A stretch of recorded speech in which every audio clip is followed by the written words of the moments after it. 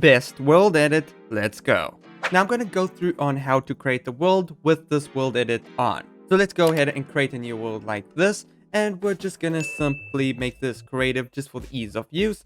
And go into the behavior packs and resource packs right here. And you'll see that the pack we are actually using, the one and the only world edit Bedrock edition resource pack right here by SI Silicon right there, or at IS Silicons. You can of course get the download link to this amazing add-on in the description down below. So let's activate this and as well the behavior pack. So let's scroll down and find it. There we go.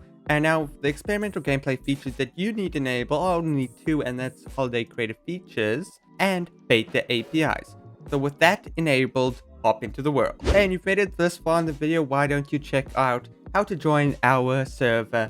Link is in the description down to the video where you can watch it. But now we are in the world, and it's very simple to actually get the permissions to use the world edit. All you need to do is type /tag at P, or whoever you want to give this permission to, add world edit like so, and then you can click, and then you get this little notification here that says you have been given world edit permissions. You can go to setting, how to play, and quick start for a guide, or you can just simply open up the inventory and press this question mark right here and go down to, wrong way, it's actually up, go to the quick start here for a world edit. And you can use all this information, but I'm going to go on some of the simple commands. You guys can read through all this by yourselves. Here's also the license.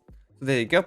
So to simply give yourself everything that you need, I would recommend just saying semicolon. You use this is what you use for the entire commands in this add-on. We're going to say semicolon hit like so, and this will give us all the basic stuff that we'll need in this world edit. So we've got given a bunch of stuff, as you can tell, which you can see in my hotbar and my inventory if I go over here. Well, I'm not going to go through all of these, but they are very useful.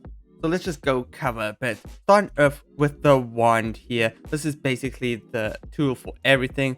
You can break to set the first position and right click to get the other position, or you can simply crouch and left click to set the first position and just right click for the second position. Now once you have something highlighted, you can either use the stuff in your inventory down here, which I'll show you in a bit, or you can simply type what you ever want to happen. So let's say semicolon set air like so, and that will set it to air like that. We can also go to these undo and redo to simply just undo it or redo it. It's up to you. You can also copy. So take note, this is in relation to you. So let's copy it as if we're standing somewhat in the middle here, like so. Now we'll copy it so it'll paste directly beneath me. So if I fly up and simply paste, you can see a highlighted of where it's going to paste underneath me, but it pastes in relation to where you copied it.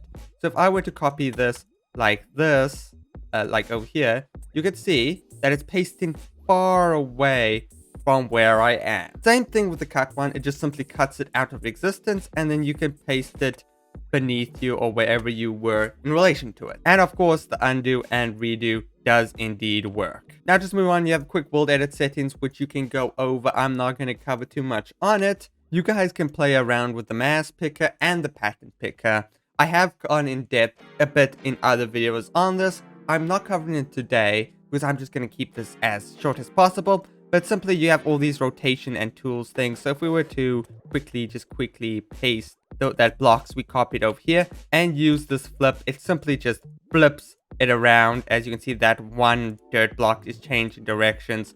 So there you have it. Or you could simply rotate it counterclockwise or clockwise, depending on which item you use. And the final quick thing I want to go over in these little shortcuts is the spawn glass block. This is just so if you're building high up in the sky, you can quickly just spawn a glass block by your feet, and you can stand on it and click it to do whatever you want to do with it. The last two commands I'm going to go over are two very useful ones if you build in a place that has a lot of water or a lot of fire, and that is, all you need to do is type semicolon drain, and let's just make it 10 blocks so it's quick and easy.